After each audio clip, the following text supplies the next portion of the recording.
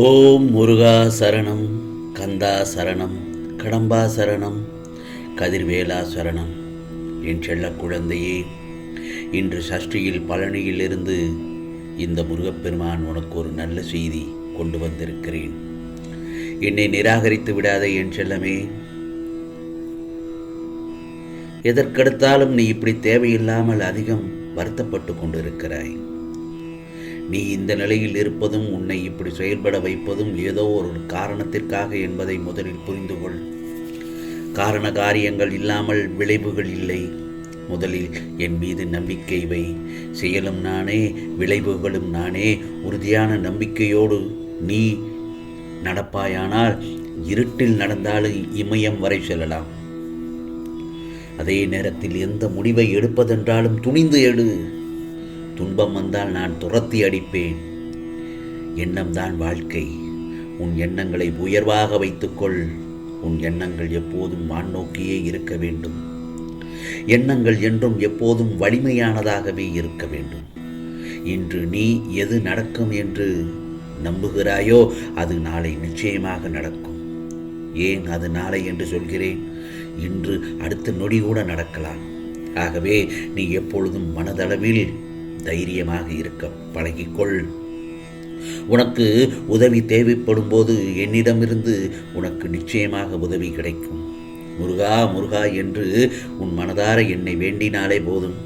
உன்னை எந்த சூழ்நிலையிலும் எவரிடமும் கையேந்த விடமாட்டேன். உன் கவலைகள் அனைத்து மகிழ்ச்சியாக மாறும் காலம்தான் இது. நீ எதிர்பார்க்காத நேரத்தில்தான் வாழ்க்கைகள் பல ஆச்சரியங்களை கொண்டு வரும். புரிகிறதா? உன் உடல் சார்ந்த பிரச்சனைகள் அனைத்தும் குணமாகிவிடும். கடன் தொல்லைகள் எல்லாம் சரியாகிவிடும். நீ கடந்து வந்த முட்கள் நிறைந்த பாதைக்கு முடிவு வந்துவிட்டது. இனி நீ ஆனந்தமாக பூஞ்சோலையில் நடக்கப் போகிறாய். அருமையான எதிர்காலம் உனக்காக காத்திருக்கிறது. என் பார்வையினால் நீ பாதுகாப்பான இடத்தில்தான் இருக்கிறாய். உன்னை சுற்றி பாதுகாப்பு வளையம் போட்டிருக்கிறேன், நீ தெரியவில்லையா? உன் நிலைமையை மாற்றி உன்னை உயர்த்தப் போகிறேன். என் செல்லப்பிள்ளை, நீ மலர்ந்த முகத்துடனே தான் நீ எப்பொழுதும் இருப்பாய். மன அமைதியை உன் வாழ்வில் நிறையச் செய்வேன். உனக்கான சந்தோஷமான வாழ்வை அடியெடுத்து வைக்கப் போகிறாய். அதில் நீ மகிழ்ச்சியைத்தான் பார்க்கப் போகிறாய். வாட்டமாக உள்ள உன்னிடம் அவசரமாக நல்ல செய்தியை கூறத்தான் உன் கனவில் வந்தேன். உன் முன் தோன்றினேன். நான் சொல்வதையெல்லாம் கேட்பாய்தானே? நிச்சயமாக உனக்கு எல்லாம் நல்லதுதான் நடக்கும்.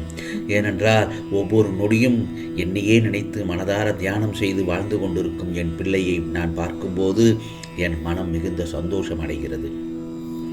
முருகா முருகா முருகா என்று காலையில் எழுந்ததிலிருந்து இரவு தூங்குவதற்கு முன் என்னையே தியானித்து கொண்டிருக்கும் என் செல்ல பிள்ளையை நான் அப்படியே விட்டு விடுவேனா? அதே நேரத்தில் என் பிள்ளைகளை மாயை என்னும் கர்ம வினைகளால் சூழப்படும் போது மனம் கலங்குகிறாய், கவலைப்படுகிறாய். கவலைப்படாதே. உனக்காக, உன் வாழ்க்கைக்காக எந்த எல்லை வரைக்கும் நான் கடந்து செல்வேன். உன்னை மாயை என்னும் கஷ்டம் சூழ்ந்து கொள்ளாமல் நான் பார்த்து கொள்வேன். நான் பாதுகாப்பேன். தினமும் என் மந்திரத்தை சொல்லிக்கொண்டே இரு. முருகா முருகா சரணம், முருகா போற்றி, கந்தா போற்றி, வேல். என்னுடைய நாமத்தை உச்சரித்து கொண்டே வா. உன் வாழ்க்கையில் கஷ்டம் என்னும் கண்ணீரை நான் துடைப்பது உறுதி. எல்லோர் வாழ்க்கையிலும் முன்னேற்றத்தை எளிதாக பெற முடிவதில்லை. அதற்காக நிறைய விஷயங்களில் நீதான் முயற்சிக்க வேண்டும். முயற்சி செய்தால் மட்டும் பத்தாது, உழைக்க வேண்டும். உழைப்பும் நேர்மையும் தற்காலிகமாக காயப்படுத்தும் மற்றவர்களால். ஆனால் ஒரு நாள் நிச்சயமாக நீ உயர்வாய். வாழ்க்கையில் கஷ்டங்களை நினைத்து எவ்வளவு நாள் தான் நீ வேதனைப்பட்டு கொண்டே இருப்பாய்? புத்துணர்ச்சியோடு வாழ செய்யும் காரியங்களை பிடித்து மகிழ்ச்சியோடு செய். அதற்கான பலன்கள் உன்னை நிச்சயமாக தேடி வரும். ஆம் செல்லமே, உன்னை கைபிடித்து உன் பாதையில் உன்னுடன் தானே நான் இருக்கிறேன். என் செல்ல பிள்ளை, நீ வேதனையில் அழும்போது தாய் எப்படி பொறுத்து கொள்ள மாட்டாளோ அதே போலத்தான் உன் வழி என் வழி அல்லவா? நிச்சயம் அதையெல்லாம் சரி செய்து விடுவேன். எதற்கும் பயப்படக்கூடாது, அழக்கூடாது, தைரியமாக இருக்க வேண்டும். உன் வாழ்வில் நீ நன்றாக இருப்பாய். நீதி கிடைக்கும் என நம்பி என்னை நாடி வந்திருக்கின்றாய்.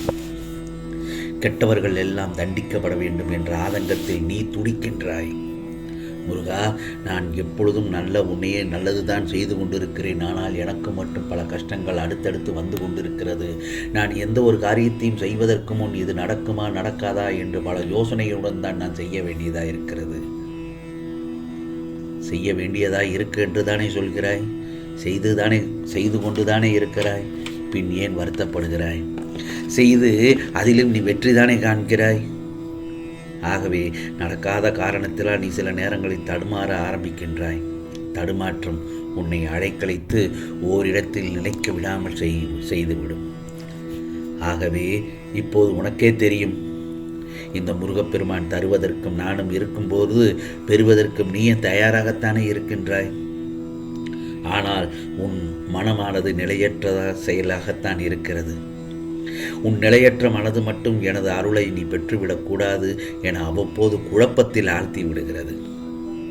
உன் மனதை அடக்கு, அதை ஒருநிலைப்படுத்து, முழுவதுமாக உன் மனதை என் மீது திருப்பு.